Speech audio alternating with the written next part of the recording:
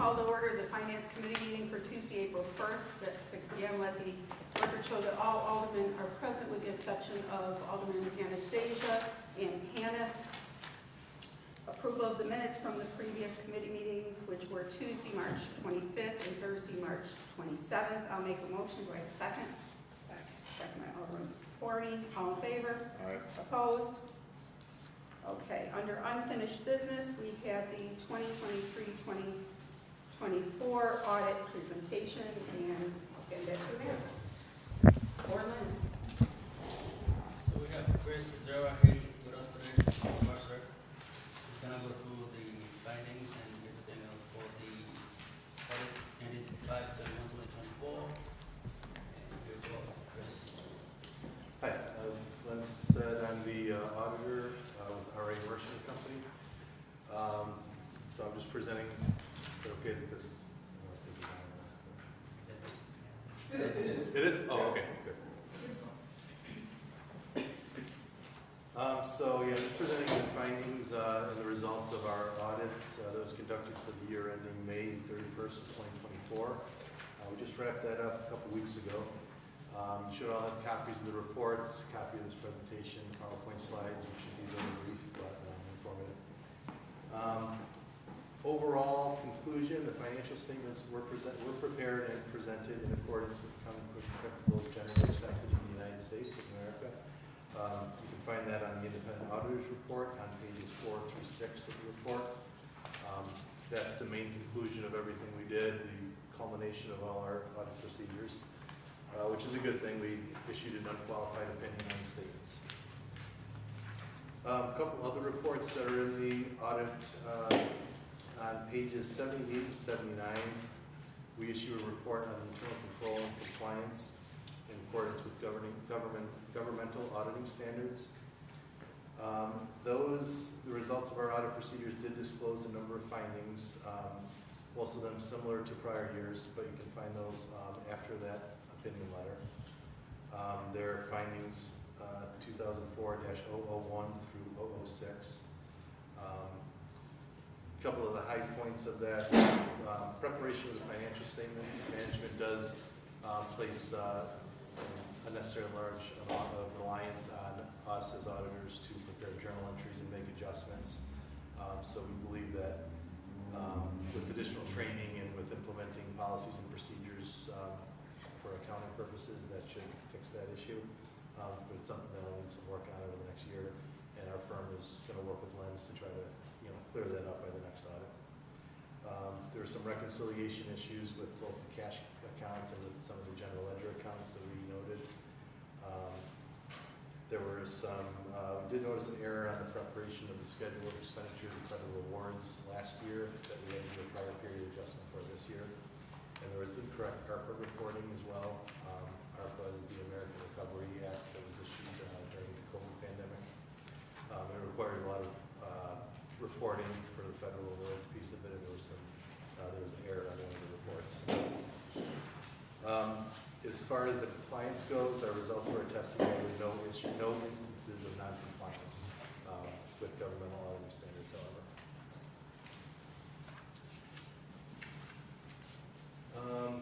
The other report that we issue is our internal control and compliance in accordance with the uniform guidance, which is basically the expenditures of federal awards. All the same findings with that, because there's a lot of crossover with the governmental auditing standards and the internal control with the uniform guidance.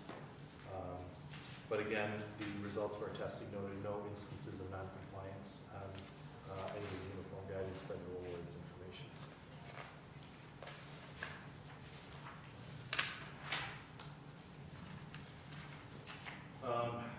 As far as the summary of the government-wide financial statements, these are the financial statements that are not the ones that management is interested in on a day-to-day basis. This is where we convert the fund financial statements to financial statements that track more in line with financial statements of a for-profit entity, where we put capital assets on the balance sheet and we report debt on the balance sheet, for example. So not necessarily what you're interested in the day-to-day management position, but it is a good way to track how the city is moving over the number of years as far as their financial condition goes. And as you can see, it's very consistent, assets and deferred outflows of resources, consistent over the last 5 years. Same thing with liabilities and deferred inflows of resources, and same thing with net position. Not a lot of change over the last 5 years.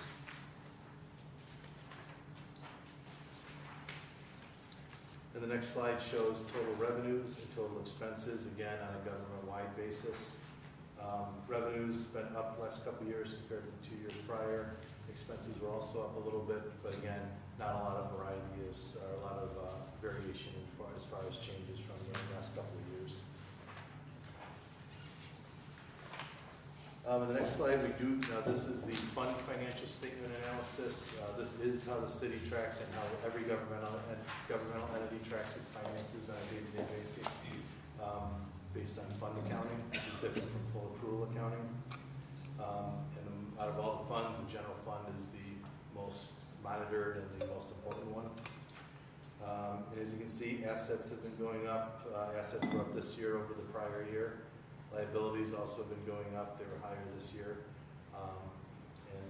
Fund equity, which is the residual assets minus liabilities, has been going down over the last 4 years fairly steadily. In the general fund, it ended the current year at about $1.8 million.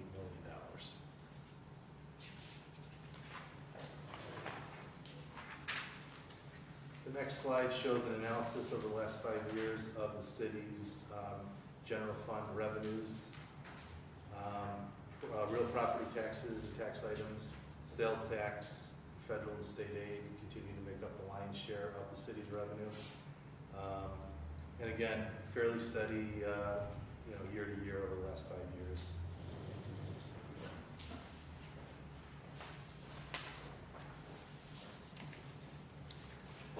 Next slide is an analysis of the general fund's expenditures. Again, main players year by year continue to be public safety, employee benefits, general governmental expenditures. All those have gone slightly up more or less over the last couple of years. Transportation has gone slightly down, but more or less this was a steady year for the city and the general fund revenues and expenditures wise.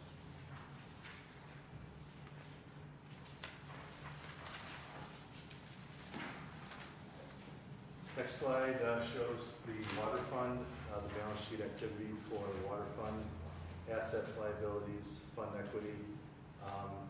Fund equity, again, just like the general fund, has been going down slightly over the last 5 years or so. Assets and liabilities both went down in 2024 from 2023. That was largely due to how we presented the internal fund due to and due from accounts.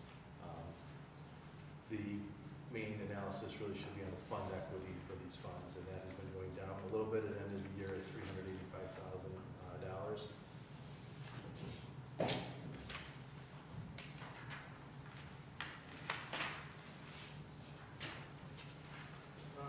This slide shows an analysis of the operating revenues of the water fund over the last 5 years. State's fairly steady. It's gone up a little bit than the year before, from the year before, but it ended the year with about just shy of $4 million of revenue for the water fund.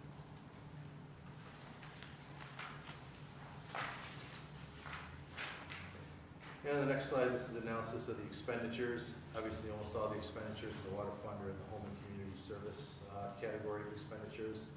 A little bit of variation there, but it does vary from year to year, so everything in this last year was fairly steady with how it's been historically. The second largest category, employee benefits, has stayed very similar over the last 5 years.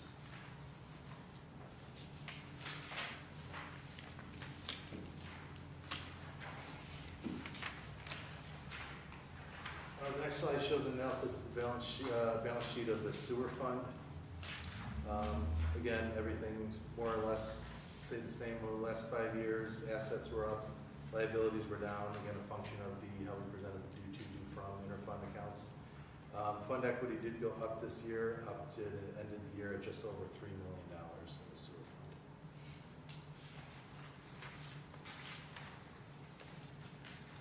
fund. And this slide is an analysis of the revenues, operating revenues of the sewer fund. Again, departmental income is the lion's share of the revenue for that fund, and that has stayed relatively consistent over the past 5 years.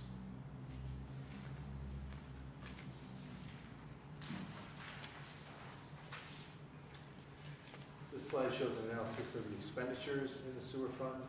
Again, home and community services make up almost all the expenditures out of that fund. Little variation up and down each year, but more or less consistent over the past 5 years. And similar with employee benefits, a little bit higher in 2024, but all in all consistent with prior years.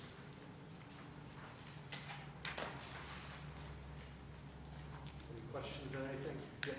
Yeah, I just got a couple of follow-up questions. Sure. So, with regards to the compliance issues, did I hear you say that your firm will help work with our auditor's office on trying to address some of those? Yeah, a lot of those issues we did go over with Lens while we were doing the audit. I think additional training is going to be needed as far as grant counting. And it's complicated stuff dealing with federal agencies, state agencies, grant revenues, grant expenditures. So yeah, we're happy to help if Lens is willing to sort of work with us in some training and try to get a better streamlined processes and procedures in place. Yep, and so the council will just leave it up to Lens and the mayor's office to try to coordinate the training, whatever we can do to try to button up some of those Yeah. compliance issues. Absolutely. So in looking, kind of, I was trying to do a comparison between our 2023 and 2024, and remembering that our previous audits, that those same errors have continued to carry over, it appears year to year to year. Yeah. Because it looks very similar to what we had with our last audit, and I remember our auditors saying the same thing. So I guess I would ask that we have a kind of a planned training program established to help to be able to correct these. What we could request is kind of a corrective action plan, right? So if in a month or so, or in a couple of months, you follow back up, right? I mean, that's kind of what we're talking about. Yes, yes, is- so is- corrective action plan. Yeah. And I would say, at least 2 months, because I don't anticipate anything would happen in the short term, because these are longer term issues, whether it's reconciliation of the general ledger or adjusting journal entries, et cetera, that have been problematic. Right, yeah, and I think Len's picked up on a lot of the stuff, a lot of the advice and suggestions we were giving as far as cash reconciliations go, account reconciliations to the general ledger, grant accounting, revenues and receivables, expenditures and payables. So I think we're well on our way, and I think it should be a lot cleaner, more efficient audit next year. Any other feedback, thoughts, questions? So, I'm sorry. Go ahead. Other than, I just was curious, what are, on the sewer fund operating revenues, what goes in the intergovernment charges? That's just how it's classified on the income statement. That's just basically charges for governmental services, so that's your sewer fees that get charged to the residents. And that's how water and sewer are classified on the income statements. Just curious because it had such a huge spike from never was over 500,000 to 1.8, if I read it right. Yeah, that's the sewer fund, you said? Yes.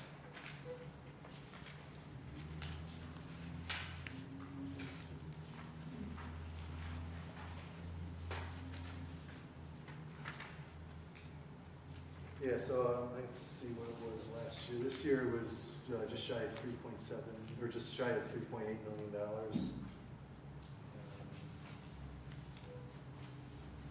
Under the intergovernmental charges, Does that say 3.8? right?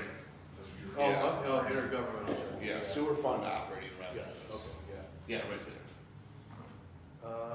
And I'd have to see what that was. I don't have the general ledger detail in front of me, so I may have to get back to you. Okay.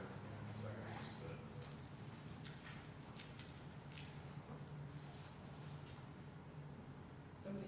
John was going to say something. Yeah, no, I just wanted to, so just to confirm, I mean, something that we've been really waiting on is to verify, and Lens was pretty darn close.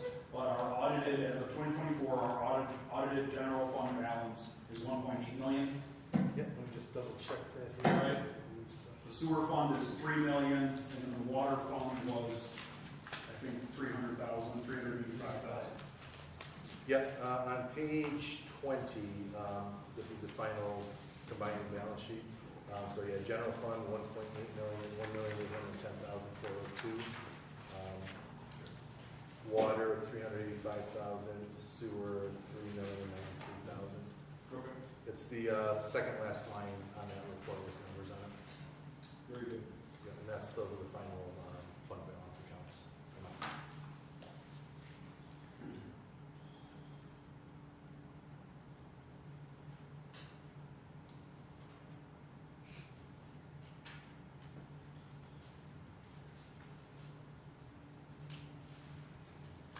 Other questions?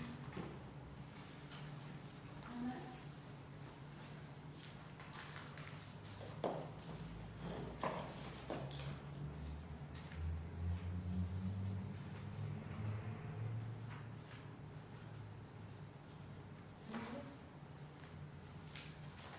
I guess if I could, I'll just make a quick comment that, hopefully, going forward, with I know this was your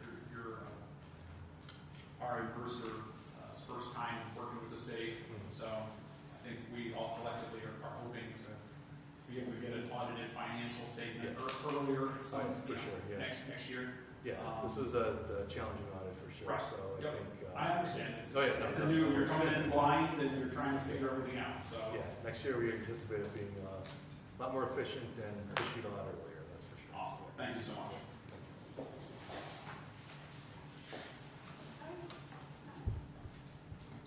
Thank you.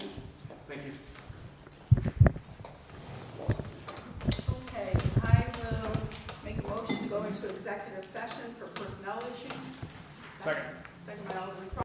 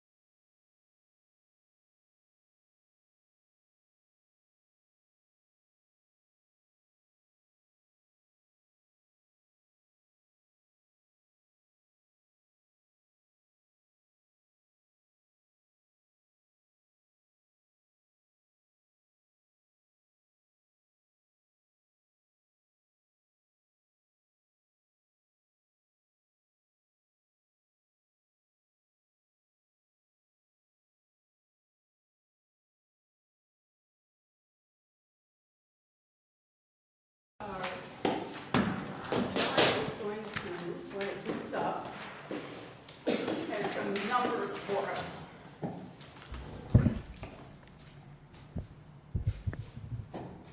And then, just so you know, these are things that we have to go over in addition to, I think everything is on our list, but just so we have it on there.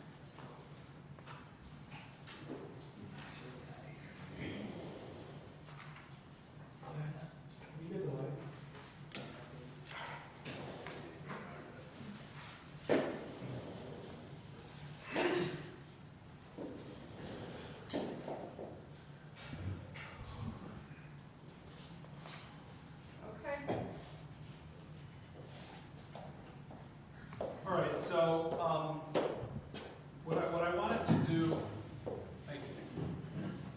What I wanted to do was to provide everyone with, just an overview of where our revenues and expenses are going, the direction that we're looking at, and not going to give you my own necessarily personal opinion on this, but I hope as we go into the budget negotiations that this information is helpful and is useful to you. I want to share with you the 2025 water fund and sewer fund expense categories. So the way that these are made up is they're both about 50% of the budgets are personnel and benefits. So you can see the large blue section here on either side of the water and sewer funds are made up of people, personnel and benefits. There's additional breakdown here of, from our debt service to roughly around 16 and 26% in each. But you can see there's a variety of other, almost 50% of other operating expenses are covered in these fund budgets, the water fund, the sewer fund. Supplies, vehicles, maintenance, okay, other expenses. And so, what we see or call, half of this, we are obligated to unless we address and changing staffing issues. The other side gives us a little bit more flexibility, what we call controllable operating expenses. This is the general fund. The general fund is made up of 76% of the general fund's budget is personnel. That leaves 24%, right, of everything that we do and provide services as a city from filling potholes to the making ice and tending to the parks, so on and so forth, right? We have 3% are vehicle repairs, 3% are facilities, okay, 7% of our general fund budget is debt service. And so why this is important, or why I believe it's important for us to be aware. This signifies it demonstrates a shrinking percent of what we use to do our job, right? So the right-hand side is people. Here's 2014. In 2014, personnel and benefits was 70% of the overall budget. 30% was related to all those other departmental expenses, whether it's salt or pool chemicals, right, so on and so forth. And over time, that mix now has changed because we've continued to cut and whittle away. So I just want this to be aware that when we talk about asking for cuts, what we've seen from 2014 to 2025 is a 7% reduction in those other departmental costs. Those areas that previously filled the budget were for maintenance or utilities and training and software, repairs, vehicles, etc. We've seen a very slight increase in our debt service. Okay? But when we're looking at these numbers now as we're presented to us, okay, more than 3/4 of the budget is people and benefits that we're obligated to. And I think that's meaningful for us because, what kind of caught my attention was the number of the presentations.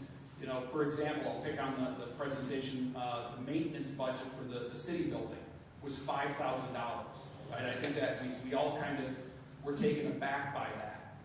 This place is old as dirt, everything's failing, you gotta have Scotty from the enterprise here to keep this thing running, and maybe that's what Kevin Doherty's name is, I don't know. But regardless, I want this to just communicate this is what we're looking at. On the flip side, obviously we're going to be talking about something that is shocking maybe to some. Is a budget proposal of 6%.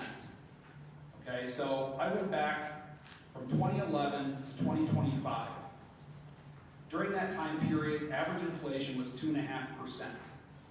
Historically, okay, and what so many of our residents and aldermen and all of us forget are all of the years that we went 0% or 1% for any increase. We had 2 years from 2011 to 2025, 2 years of decreases, 4 years of 0%, 5 years of 1%. But inflation, each and every year, on average, was 2 or 2.5%, right? Costs are going up, but the other flip side is the revenue structure, right? Our revenue is just barely at 1% increase during that time period. And so, I know there's kind of this initial sticker shock of a 6% proposed increase, but at some point we've got to do some catch up, because what the trend I've looked at is our expenses are exceeding our revenue base. And it's an unsustainable pattern. And we can also see that by the shrinking fund balance in our general fund. So even if we were to include a 6% tax increase, that puts the average over that 15 years to 1.3%. Still half of what the average inflation rate is. Right? Still half of what our coffee has gone up, all right, or our sandwiches or whatever, and our clothing during that time period. I think this is something that is maybe meaningful for not only the city, but also as us as representatives to share with the public, right? And to remind everyone, like, there were a lot of years where we remained 0% or 1%. And I promise our expenses didn't stay at 0% during that time period. Okay? As a flip side, okay, again, displaying expenses growing faster than our taxes. Here's that general fund rate of 0.9%, right, from 2011 to 2025. During that same time period, all right, a starting police salary or a starting fire salary went up almost 2% per year. Okay, so 2011, starting salary for a police officer was $36,000, $35,500 was his first fire. Okay, today it's at $48,800 and almost $45,500. Okay, so our expenses have grown significantly faster than our tax, our general fund tax rate. Okay, tax revenues have increased at half the rate of most of those personnel wages and benefits that we're talking about that make up 76% of our budget. All right. I'm not going to make you guys put your bifocals on, all right, to read this stuff, but this is nothing new, all right? These audit findings have been reported to us that our expenses have been growing faster than our revenues for quite a while now. And I really think that we're going to have to think long and hard about what asks and what we're going to look at in this year's budget, what negotiations that we're willing to consider for the sake of the sustainability of the city going forward. All right, so in all of this, what does this ultimately mean? Okay, so contrary to popular belief, I would argue that I think the city has made serious efforts to maintain a low tax rate.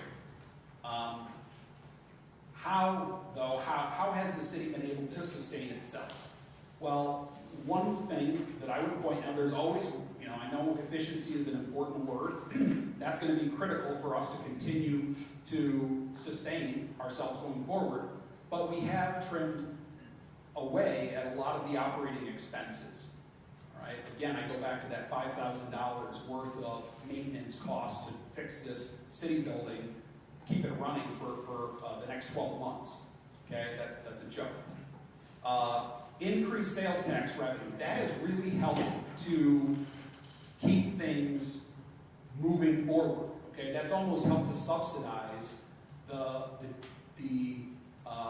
low tax rate increases. Because with e-commerce and as the state started to roll out more and more, if you remember back in the day, like if you bought something on eBay, you may not be charged sales tax revenue locally. But as the state and government, municipalities caught on and started to apply a lot of these sales tax revenues to e-commerce and online purchasing, now we're starting to get a share of that. And obviously through the boom of COVID, right, and as the economy boomed and everyone was spending money, the sales tax revenue, was pouring in until it bottomed out for us this past year, right, which caused us to go into austerity. The COVID relief funding, it's dried up. Okay, I shared with everyone a while ago the comptroller's article that said how the bottom was going to fall out on small municipalities. And this is what they're talking about, right? So that sales tax revenue, we've seen that plateau. Okay, we're not in a recession, but we can't expect that it's just going to continue to go up, to infinity. And then, so, what's next? Just based on what I see, right, through this budget, through the process, through this analysis, we're looking at, a combination, one or the other, where we're faced with raising taxes or restructuring personnel. That's going to ultimately be the hard choice, whether it's this year or next year or the year after. But that is coming. And so what we need to do is have a long, hard conversation about that. And going forward, and I wish Dave was here, so I hope this is being recorded, and maybe he can watch this at home or something. Okay, but at all times, good business practice, albeit no one wants to continue to raise. We should be raising 2% a year, unless we pursue the new additional revenue streams, and there are opportunities out there that we can, obviously strategic planning can talk about. We've got some things with the hotel bed tax and things like that are opportunities, but we really should, in good practice, get to a point, whether it's 6% this year, or honestly, I would feel more comfortable with 10%, okay? But to bite it and take it one hit and then get on track to where you can just increase at 2% a rate. But setting it, doing 0%, okay, or 1% is just going to hurt the city in the long run. Until that, when we turn that corner and the population and business and industry starts to grow. And obviously, a must is building our fund balance. So we're at 1.8 million that got reported to us tonight. How do we continue to build that? And that's our safety net as we go forward. So I wanted to just share this with you all as we have some tough considerations and some tough decisions to make here. I'll open it up to if anybody has any questions. Otherwise, I'll just turn it back over. I'm happy to send this out and email this to everyone as well. Yes, if you'd email it, John, I think that would be helpful, particularly for Alderman Candace, who isn't here, and Alderman Anastasia. Thank you. John, I appreciate the information, and it's nice to see it, laid out and visual, and so we can see, where there were increases or a lack of increases in how we're at right now. So I think in part what we're trying to do is to avoid a situation where a number of municipalities find themselves in where they're raising taxes and they put numbers out like 16% or better. Or heaven forbid that we end up where Buffalo is with a $50 million deficit, is I believe what they quoted there. So I think, any questions regarding that before we okay. So we need to vote on, we need to look at the projected fee increases. You guys should all have a sheet in front of you. We've gone over those. They include the ambulance fee increases that the chief talked about, code enforcement fees that we had talked about. Part of it is, and I know Alderman Benyon had kind of addressed it, that the city is not in the, that's not something that we want to go out and do routinely, is to mow people's yard at what would be a deficit, or kind of like, let's have the city do it because it's less than if we pay somebody ourselves to do it.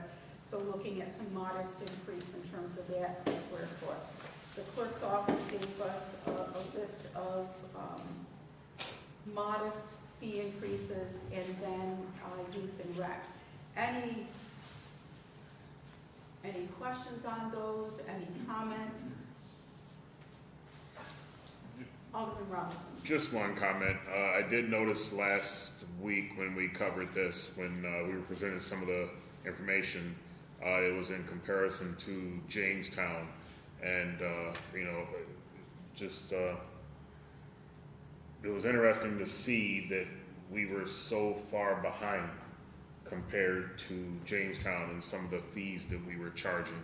And, you get a lot of feedback in Olean about how much they're spending, but they're not actually spending as much as some of the other cities.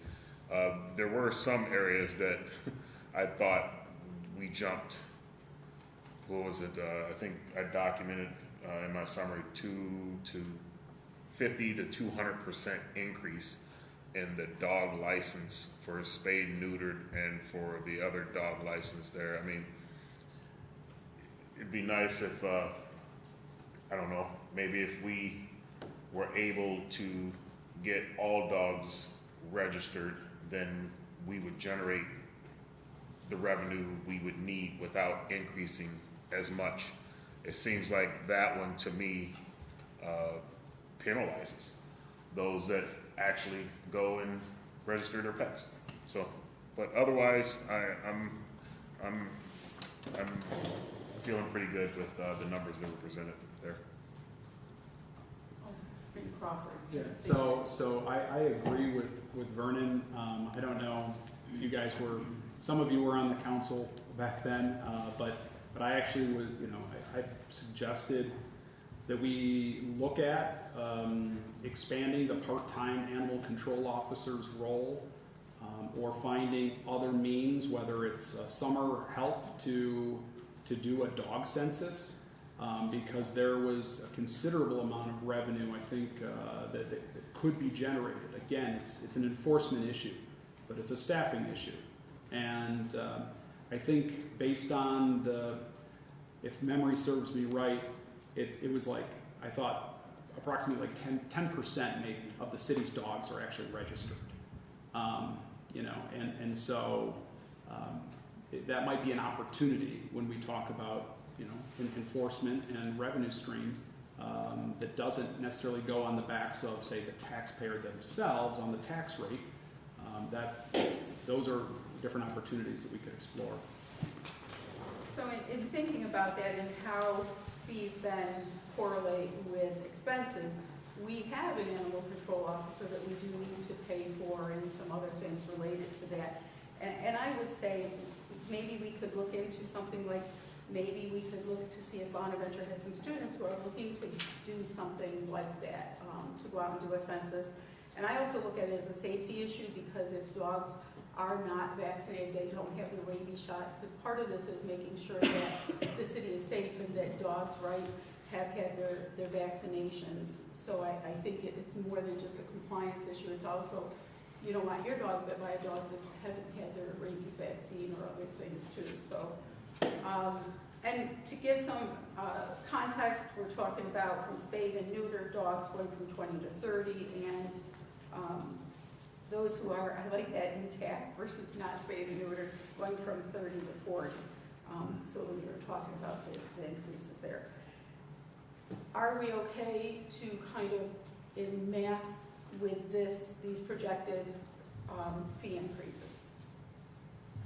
Okay. I mean, I'm good. Overwhelmingly, I mean, there's only 2 out of how many, is that 20? I mean, I'm good. Okay. I just was looking, was that the amount on the grass charges that we talked about? I think you might have been, I actually think did you recommend increasing it even Yeah. more? Which one? Yeah, I received an email from Eric on that. Grass. He Grass. said that, Is there like a rule or something? I have it here, changing the grass fee to .03 as JR suggested is fine by me, but legally there might be an issue. My understanding is fees for services are only intended to cover the actual cost of the service. I don't think fees for service are supposed to be punitive in nature, then it would be considered a fine rather than a fee. That's why I suggest we consult with Bridget on this. So did we consult with Bridget? So I am going to, I certainly didn't see an email that went through to consult with Bridget on that. And I guess we would need to have for this one in particular, a understanding of how much, like, are we at a break even? And that's my understanding, at a break even. But I also believe that we need to make a decision on these tonight, because we have to be, they're part of what's gone into the budget numbers. Right. Well, yeah, for the grass pieces, it is a break even. We pay the contractor what we tell them they can charge. Point two. Okay. And then the administrative fee that's tacked on, that's being increased as well, and that is what, for the first offense, is what, 100, and the second? I guess that was gonna be my question. Do we charge a fee for, it's not just the cost of cutting the grass, but it's also a fee or a fine, right? So the administrative fee then Okay. that's on here is going from 50 to 100 and 250 to 500 for a second offense. Oh, okay. So now it makes sense to us that it's attached to that, but that the actual cost is the cost for the contractor to do it. But his email said that they can't be punitive in nature, so then how can you?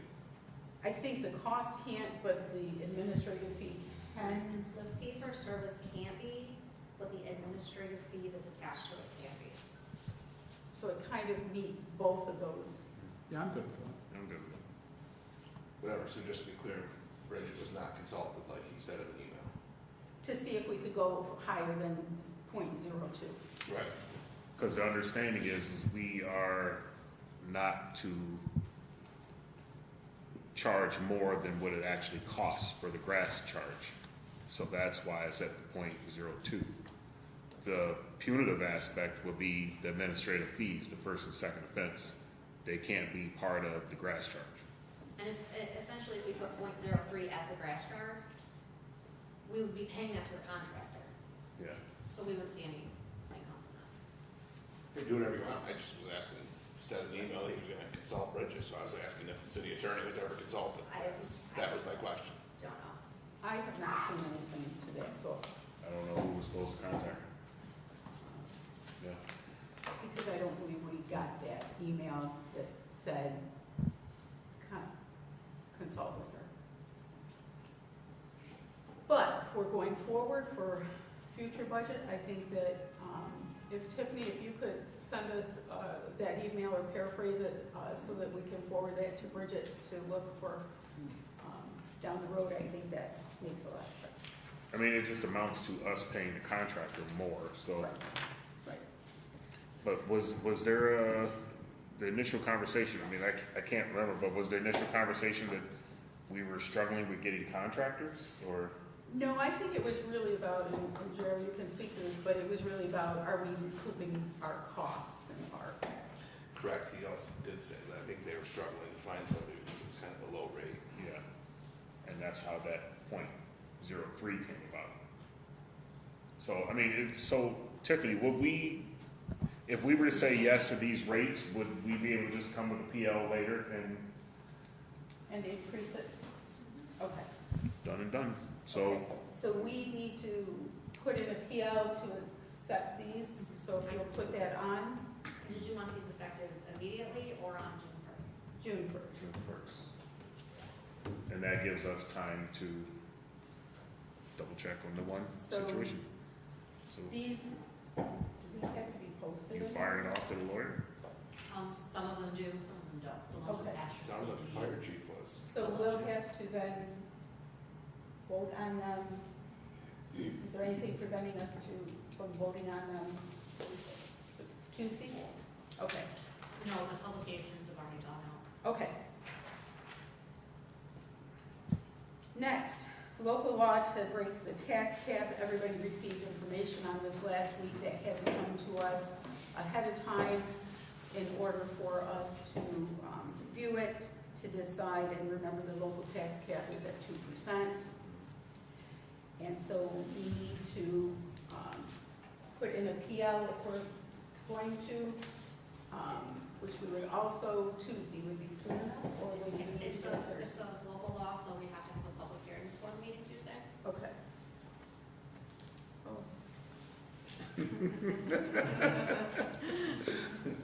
I'm just thinking of that we still have things to do on the budget, so I'm just thinking for myself, that's what the old was. I was trying to figure out time-wise how we manage all that. Okay, so we need to have a motion to break the tax cap of 2%. Okay. Alderwoman Forney, do I have a second? A second. Okay, Alderman Crawford, all in favor? Aye. Opposed? Okay, so that will go on for Tuesday, along with a public hearing. And what I'll ask is that we have our public hearing and our finance meeting first on the agenda. Okay.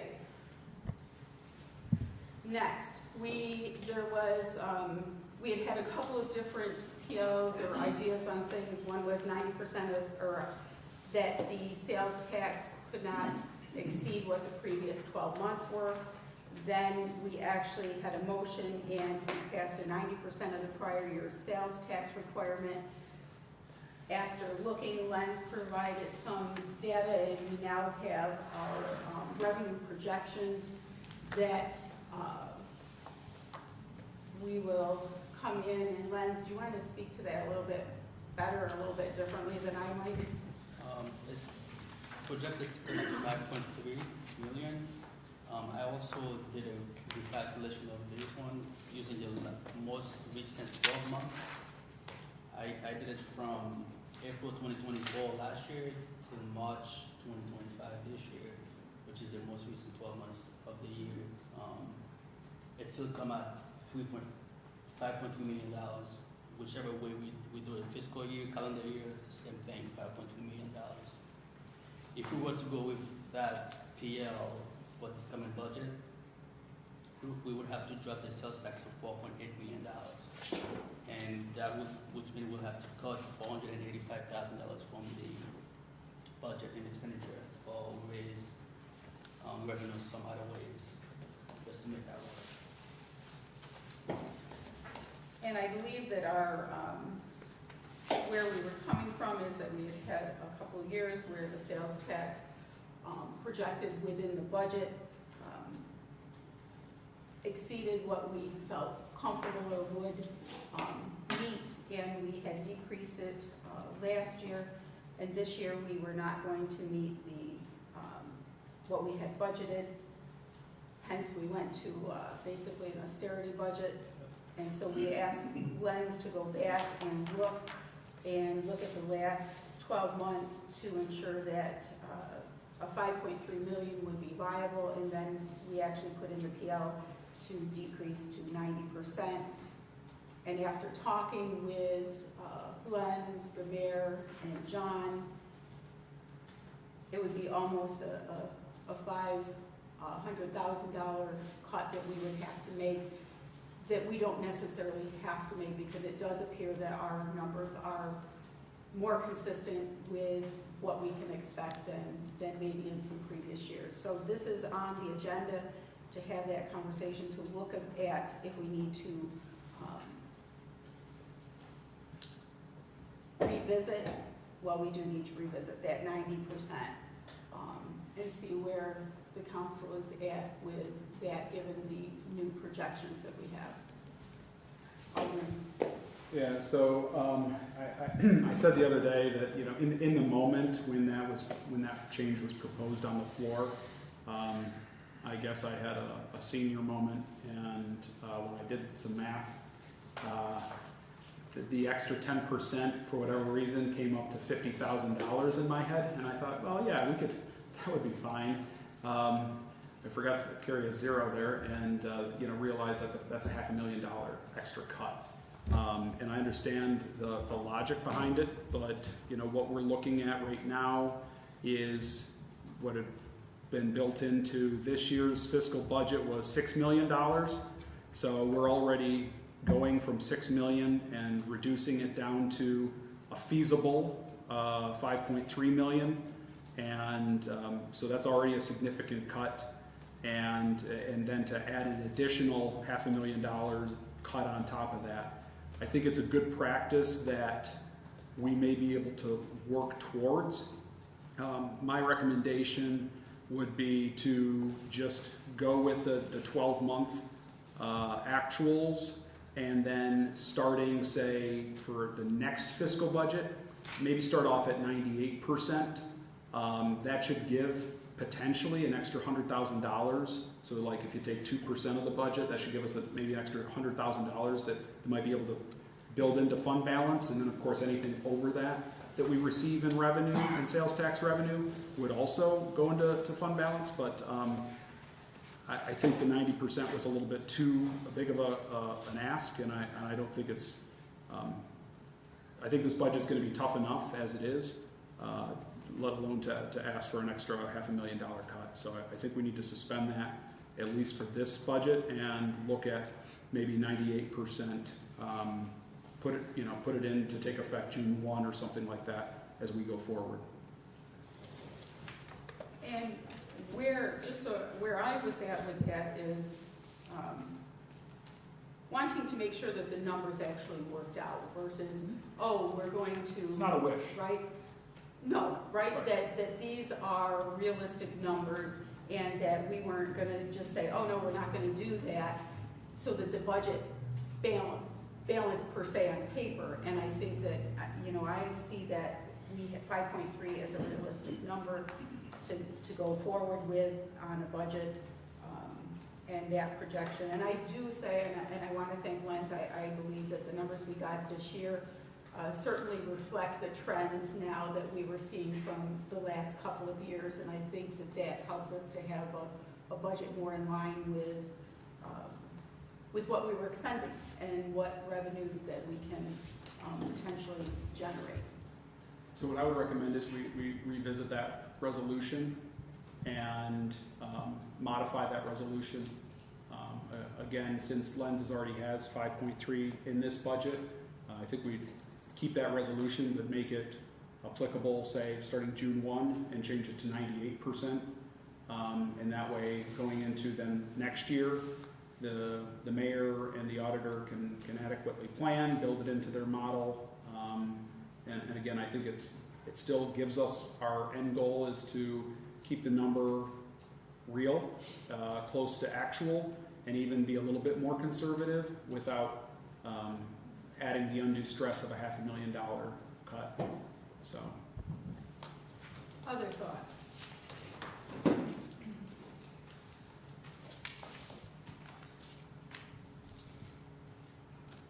Okay.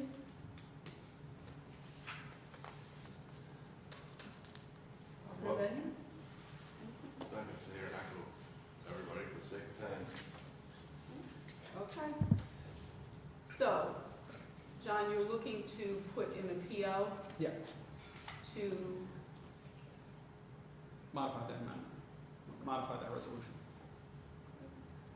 and that, with the goal being, so part of this is our general fund continues to diminish, and think about it as your own savings, right? And so if you expend all your savings and then your water tank goes, how will you pay for it? So as we have depleted and depleted and depleted our general fund, we don't have money for when projects come up. Or we don't do them because we don't have money to do them. And so looking to see, at the same time, not on the backs of potentially break in a budget that is realistic. So we will put in an amendment, we'll have to, Tiffany, put that on also for Tuesday? Yeah? I can put that to Tuesday. Okay.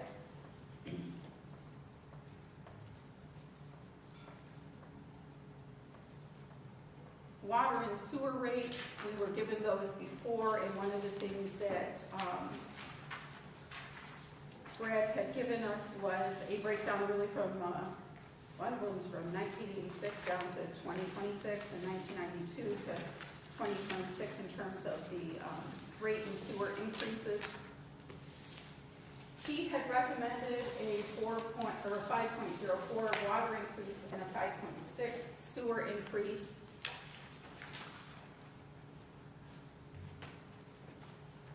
We have a healthy kind of sewer fund balance, not so much in the water fund, and have those.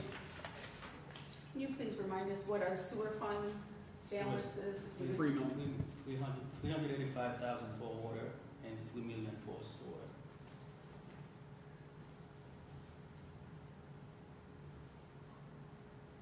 So to that end, I kind of question increasing the sewer at the rate that we are, given the fact that we have 3 million in there. And we know we're going to break the tax cap, so that's where I'm at with that. We have a healthy sewer balance. Thoughts? Alderman Robinson. Before I give my thoughts, what was considered healthy for the three funds again? 15%. 15% of the budget. Okay, for each one? Correct. Okay. Okay. So with, as Alderman McCall mentioned, the sewer fund is a healthy fund. I know when the initial announcement came out on these, and then after we had a couple of meetings, and we found out what the balances were projected to be anyway, I initially just jumped right on, well, still feel the same way. I do not believe we need to increase sewer fund 5.6%. I do understand that we need to keep pace with inflation. I'm not opposed to increasing it along with the percentage of inflation, but definitely not 5.6. As far as the water fund, when you talk about 15% of, what is it, $29 million budget, not a math man, but it does not equal 385,000, which is what the water fund balance is. To me, that is a very poor fund balance, and with all of the things that we need to increase around the city, all of the improvements that we need, I say we need to move forward with the 5.04%. And I'll leave it at that. I just want to circle, just to make sure we're on the right, Looking for the page, I'm looking for, page 20.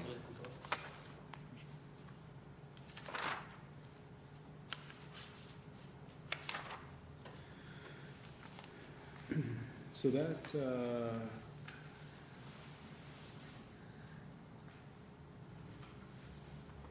what are our expenses? What's the expenses for the water fund?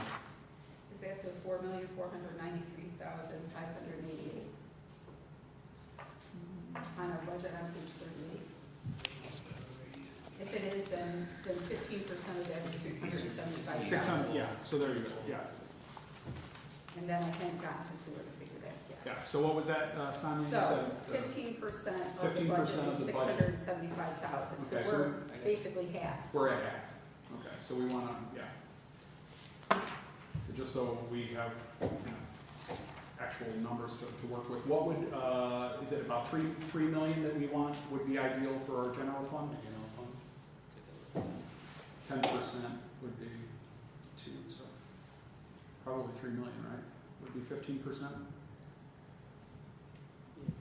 million plus the 4 million. Almost 4 million, right, so we, okay. I agree with Vernon.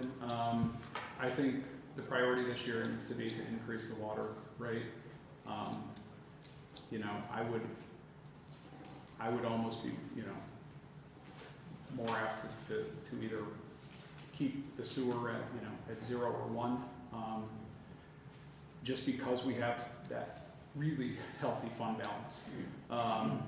And given we're facing property tax increase a little higher than expected this year, that would be my suggestion.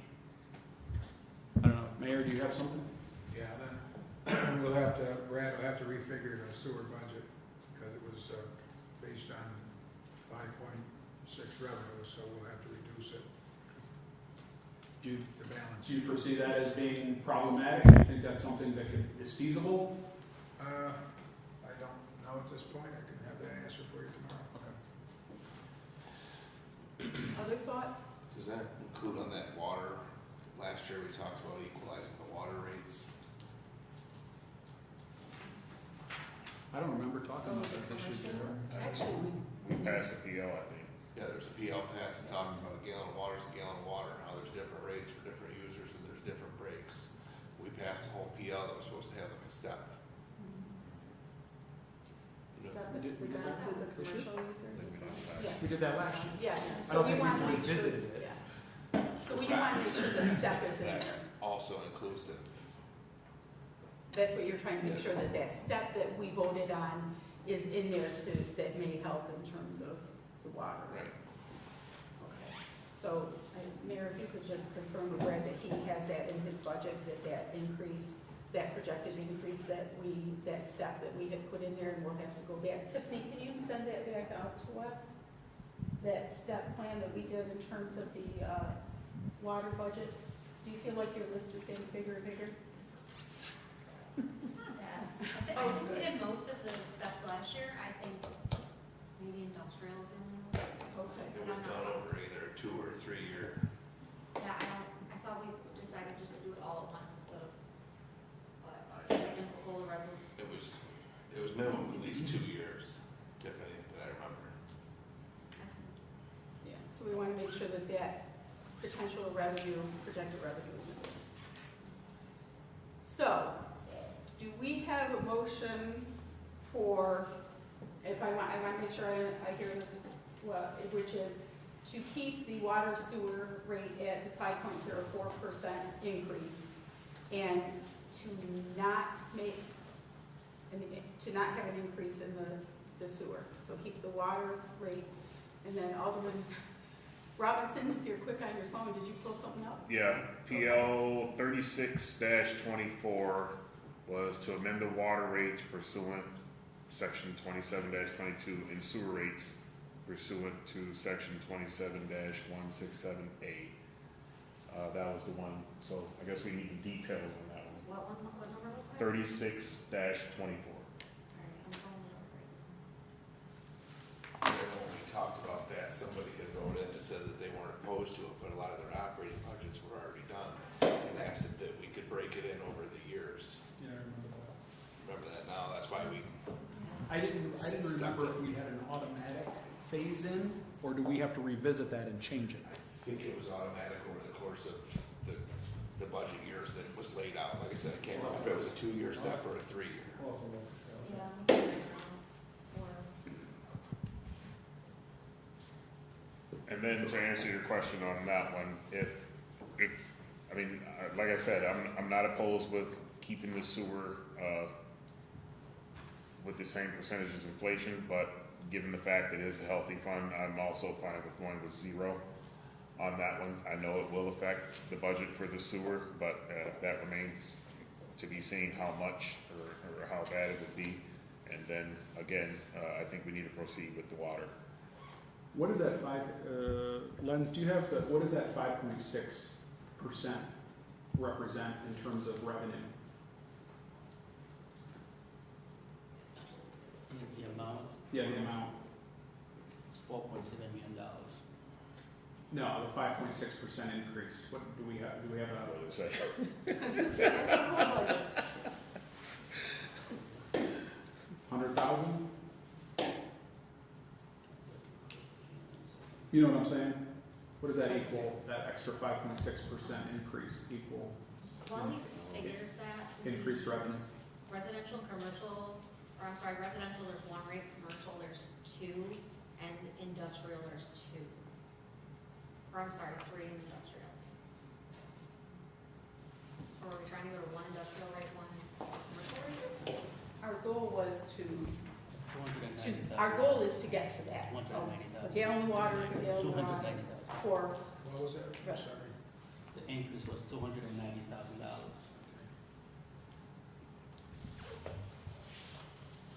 So, again, Mr. Mayor, whether it's to have cuts of that or some combination of even to draw a little bit from the fund balance for this year's purpose, I mean, we would be open to suggestions, but we've got 3 million in there. So, just something to consider. so we have to vote on this though for Tuesday, right? Because you have to post it. I have to Publish. post a public hearing, publish a public hearing. Okay, so we do have to come away with something tonight if we're going to get our budget done by the 10th. I need to know by 3 o'clock tomorrow. So that's tonight, yeah. That's, Yeah, that's tonight. What did you want in terms of, percentage? no, for the steps? Oh, can you just email that out to refresh our memories on that? I'll send everyone the last resolution, and you'll see the stuff's on it. Okay, perfect. Probably if you send that, then we can consult the minutes too, right? Where the discussion happened on it. Okay. Can you send them as well? So, we have two different, one is, I think we're all in agreement, water, leave it as is. With sewer, I heard a 0, I heard a 2%. Any other thoughts? I'm fine with 0 with mine.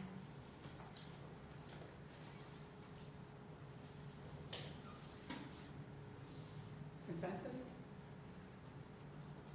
So we are good with our sewer balance. I think we go with the 0. Okay. And if we put that PL in, and then the mayor will work to see what between the fund balance and adjusting the budget that will need to come back to us. Okay.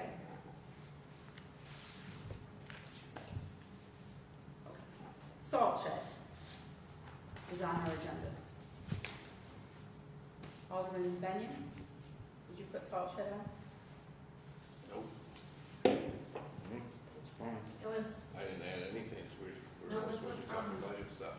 this was a request from like a month ago. Director Slotman, well, I sent an email to everybody, with Director Slotman's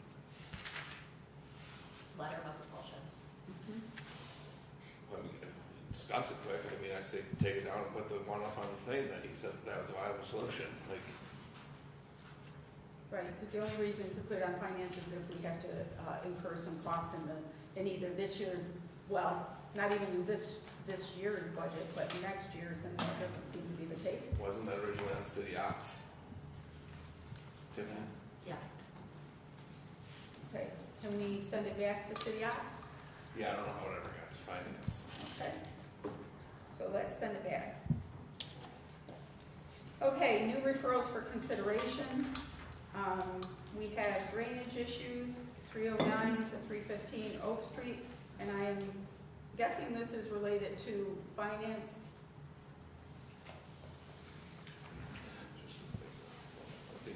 Well, I asked to have this put on because Mr. Vanderwalker has been waiting for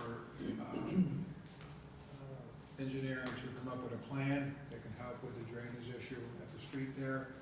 I thought Dave was going to present this tonight, but since Dave is not here, I believe I sent everybody a email with a plan, and I'll go over here. City construct curbing at the gravel post at 309 and the blacktop apron at 313. This is Oak Street. And after the curbing is constructed,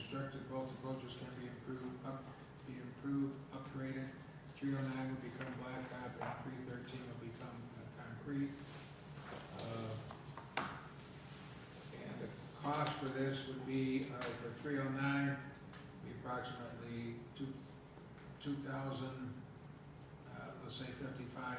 And at 313 would be approximately 2,000, we'll call it $2,800. So approximate cost about $6,600. So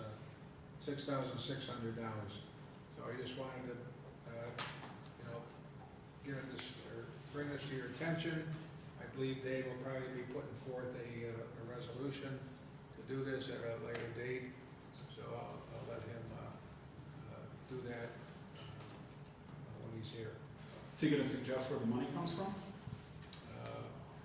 Well, I would hope so. I think it would have to come from, probably from contingency. This is the first I've heard of it. Yeah, why did you email that to us? Well, maybe that's on me, maybe I didn't. Yeah, I don't think anybody here's got an email. We have no clue. Okay, If we could get, yeah, an update. yeah, I apologize for that. What committee does he have? Dave? Send it back to him. He's got labor relations. So, Labor's gonna be doing it. I refer to labor committee. He's vice on public. Actually, this may come out of, drainage issue may come out of sewer fund, so we'll, I'll give him a day, we'll talk more about this, so. Just so you know, the sewer contingency, we have 49,000 left in there. 49,425. So do we just need a motion to table this, or do we just send it back to their committee? send it back to your committee. Just make a motion, he sends it to public safety. Operations. It's going on to it's drainage from the road going on to his yard. He said he's the vice chair on it. So do we need to make a motion to do that there? We're Wait, there. going to public safety? Yes. Doesn't matter to me. I'm good. I got all shit. Okay. Committee reports, none. And then, so just a couple of things. Now that we have the audit, what I will request from all the aldermen is to send me any of the follow-ups that you have, any of the questions and stuff, so I can get those out ASAP to the mayor. Our goal is to vote on the budget on the 10th. We can't do that unless we have all of our ducks in order. And to that end, we will have our public hearings first. And Public hearings are both they both what? they're from 8. On the 8th. From 8. Okay, so both And then votes are on the 8th. There'll be a public hearing for the water sewer rates and a public hearing for the local law. Okay, And then the water sewer rates and the budget will be on the 10th. okay. So that will be next week. Will there be a sewer room? We don't. Well, water rates. The sewer rates will be in the resolution, I just want to. Alderman Crawford. What I would suggest is that the aldermen send you their thoughts and requests by tomorrow, so you can turn around and try to get something off to the mayor, because we'll be meeting on Thursday, and so then we hopefully can kind of come to a consensus on Thursday. Alderman Warren. Two things. I still have issues, I'm still having issues getting into my email, so it might come from my regular Okay, issue for that works for me. text. Also, I'm not going to be here on the 10th. I don't know if that's, I'm meeting on the 9th. We're hoping to have this passed on the 8th. Okay, but It you would said be we're a vote. voting on the 10th. Is there any reason we can't vote if we're waiting on the 8th? No. I think they've been saying the 10th too. Yeah, because you've been saying we were gonna vote on the 10th. Okay. Oh, okay, So, that's fine. That's if what I've we're- been hearing too, is we're voting on it on the 10th. Yeah. The 8th or 9th, right, at the latest? The 9th? I'm leaving the 8th. You leave the 8th? No, I'm leaving the 9th, Oh, you're leaving the 9th. like 6 a.m. So, we meet Thursday, okay? That gives us then the following Tuesday. So let's see what we get done on Thursday, and that will tell us where we go from there. Yeah, because it would have to be the 8th, because I'm not here the 10th either. I'm on the 10th to the 17th. I mean, technically, we would have Friday and Monday if necessary, if there needed to be. So we can figure out. We can always call a special session, but. Yeah, so we can figure out Thursday where we go from there, okay? Any others before we wrap up? Okay, I'll make a motion to adjourn. Do we have a second? Second. Alderman Robinson, all in favor? Aye. Opposed?